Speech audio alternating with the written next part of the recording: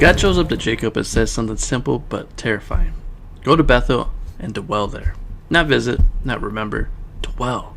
Because Bethel was the place where Jacob first met God. Bethel was where the promise started. Bethel was where the ladder touched heaven. But notice this. Jacob doesn't move until he cleans house. He looks at his family and says, "Get rid of the foreign gods among you. Purify yourselves. Change your clothes." That's not poetic language. That's repentance. Some of us want a new chapter without throwing away the old idols. We want God's protection, but still sleep with the gods that failed us. We want the blessings, but not the burial. Jacob says bury it. Not hide it, not manage it. Bury it under the oak. Because what you don't bury will follow you. And here's the wild part. When Jacob obeys, the terror of God falls on the surrounding cities. Nobody touches him. Listen, when you walk clean, God handles your enemies. You don't have to clap back. You don't have to explain yourself. You don't have to fight every battle. Obedience activates divine protection. Then Jacob gets to Bethel, and God speaks again. God doesn't say anything new. He repeats the promise.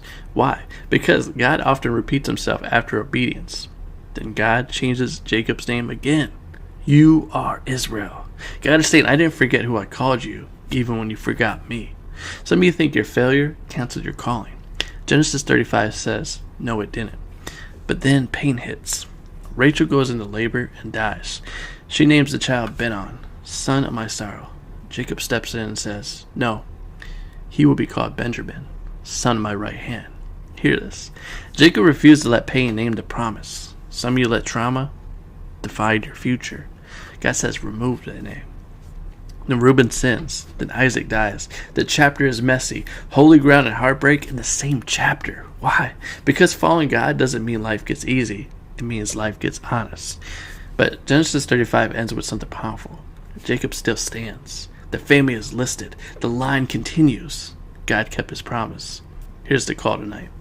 If you want Bethel again, you have to bury the idols. If you want God's protection, you have to change clothes. If you want the promise, you have to stop letting pain name it. God is not asking you to be perfect. He's asking you to be clean. And clean starts with surrender. Tonight isn't about religion. It's about returning. Go back to Bethel. Go back to obedience. Go back to God. Because you can't carry God's promise with yesterday's idols still in your hands.